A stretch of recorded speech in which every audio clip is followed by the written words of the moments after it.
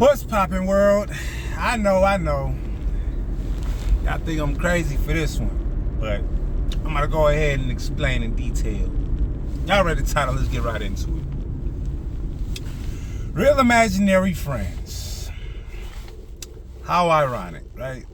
Some people would see that as a oxymoron, right? So let me get into detail. So, our philosophy of friendship, I feel, is programmed by when we're little kids, right? Cartoons, sitcoms, and we look at these dynamics, these plots, and the reason why we probably retain them with some level of value is due to the fact that these examples are illustrating what a friendship is really supposed to be. You see them caring for each other, empathizing with each other, and pretty much, right? That is what we deem as a true friendship. Is through what we romanticize a friendship is supposed to represent, right? It's supposed to be empathetic and sympathetic and supportive. And this is really for, the optimists, the positive people. Now, positivity is somewhat subjective because it comes in so many different forms, and a lot of people have different perceptions of what positivity is supposed to represent, right? But back to the main subject. So, yeah, there's antagonists and there's protagonists, and a lot of these stories and a lot of these different cartoons or concepts or shows and stuff like that, there's really hardly any gray area between the two, right? I mean, there's character development and plot twists and things of that matter, but for the most part, you can tell who the good guys or who are the bad guys, correct? So, as little kids, when we get programmed and we love a good story, and I feel like in our adulthood we take a lot of those different examples and we project that onto the world, right? So as you're growing up, you got friends and stuff like that, and your friends, you play toys with each other, and usually your friends are your friends, and y'all joke with each other, and y'all laugh, and y'all have good times, y'all got good memories. As we go into adulthood, I think we have a childlike aspect of what human nature looks like. Because when we befriend certain people, we really look past and put a lot past a lot of people, because we live in a world, and justifiably so, you're good with me until you're not. I'm going to give you the benefit of the doubt. You're going to have some level of equity if I befriend you, right? No parameters, no boundaries, and I'm just talking about for as far as the good-hearted.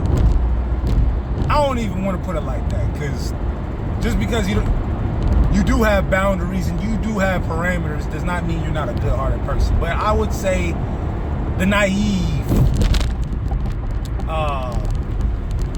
ill-informed person, right? You mean well, your intentions is right, but you're ill-informed and you're ill-advised only due to the fact that you don't know better. So a lot of what we think people are, and this is where I'm about to get to the main point of why are there real imaginary friends, right? Because you take your value system of what you think respect looks like and you project it onto the next person, right? Now, if a person coming in with a different value system and it's not relatively, because nobody's gonna respect one another equally 50-50 the same, right? But it's just as long as you ballpark and you relatively, have a mutual respect, I feel like all the other stuff just comes down to subjective, like personality, dynamics and stuff like that, and character. Character should be the same, personalities really is just a given, right? But why I say there are real imaginary friends is because a lot of y'all got friends that y'all don't even know who the person is because you're so caught up on who you would like them to be because you caught them in certain moments, or maybe they had a certain time and you hold on to that, right? You feel indebted to them, or maybe they shown a flash of brilliance and you allow the good to overtake the bad, which in some cases is the right thing to do. But when you irresponsibly and subjectively, you're not using a lot of objective and concrete aspects of knowing what a loyal friend is, that's why a lot of y'all end up getting blindsided, right? Because under the right circumstances, this could be your best friend in the world. But when we start adding in different variables, then the dynamics change. That means your friendship or with this person is conditional. It's situational based. And if you're friends with somebody long enough, y'all friendship will be tested in various ways, whether it comes down to friendships, relationships, family, money, whatever it is across the board. If y'all tight like that, a lot of different aspects and situations gonna come your way, and your friendship will be tested. And the crazy thing is, you could be friends with somebody for 10 years, right? 10 years, 30 years, 15 years. And some people will sit up there and be like, yeah, I lost my friend of 15 years. Why? Justifiably so. Only because they put them in a situation they never thought that this person would sit up there and interact with, and they turned into who they really are. Their real agenda surfaced. And like I said, this is for the people that mean well and see the good in everything. There's nothing wrong with that.